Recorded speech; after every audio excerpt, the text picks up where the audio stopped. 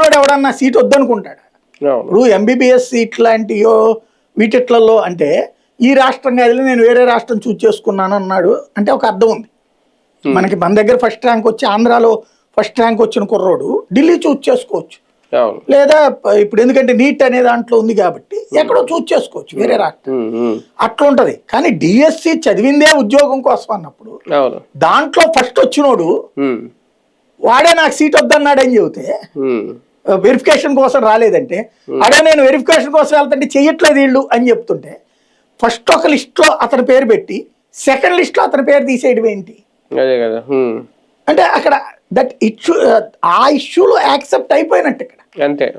అలాగని ప్రభుత్వం ఈ టీచర్ల ఏది ఈ డ్రిల్ మాస్టర్లు లేకపోతే వీటిలో తప్పు చేసిందా లేదన్నది వాళ్ళకి తెలియాలి.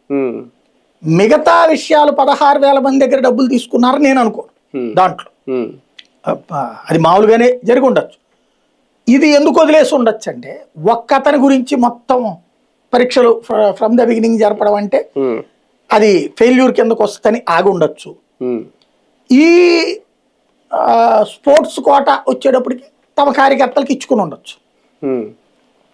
ఎందుకంటే జీవో మార్చి ఉండకూడదు, జీవో మార్చి ఉన్నారు. ఇవి పబ్లిక్ ఎక్స్ప్లెయిన్ అంటే ఇది వాళ్ళకి వాళ్ళు చెప్పట్ల, ముందు ఆ సదరు క్యాండిడేట్లు చెప్పారు. జగన్ సమక్షంలో వైఎస్ఆర్ కాంగ్రెస్ పార్టీలో కార్యాలయంలోనే ప్రెస్ మీట్ పెట్టి చెప్పారు. జగన్ గెలిచి అతను కంప్లైంట్ చేసి అక్కడే ప్రెస్ మీట్ పెట్టారు, అప్పుడే చెప్పారు. అయినా లేదు, తర్వాత 3 సార్లు రివ్యూ. వీళ్ళు అది చాలా డీప్గా లెక్కేస్తున్నారు, ఎందుకంటే 3-4 లక్షల మంది దాంట్లో పార్టిసిపేట్ చేసి. ఇంకోటి అక్కడ నీట్ ప్రొటెస్టులు, జార్ఖండ్లో ప్రొటెస్టులు, ఇప్పుడు రకంగా జంజీ ఉద్యమాలన్నీ ఈ పేపర్ లీకులు లేదా ఈ తప్పు రిక్రూట్మెంట్లు అన్న దాని మీద నడుస్తుంది. కర్ణాటకలో, పంజాబ్లో ఇట్లాంటివన్నీ కూడా. కాబట్టి ఇక్కడ కూడా తీసుకుందాం అనుకున్నారు, కానీ అక్కడంతా ప్రభుత్వాలు దిగినాయి, కానీ ఇక్కడ చాలా స్ట్రాంగ్ వాళ్ళకంటే.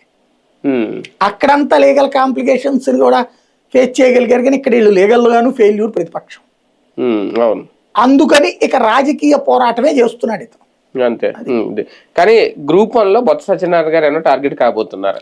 నాకు తెలిసి ఏం చేయలేరు అందులో. అసలు గ్రూప్ 1 యాక్చువల్గా 2 ఏళ్ళు అయిపోయింది, 2.5 ఏళ్ళు అయిపోయింది వీళ్ళు అధికారంలోకి వచ్చి.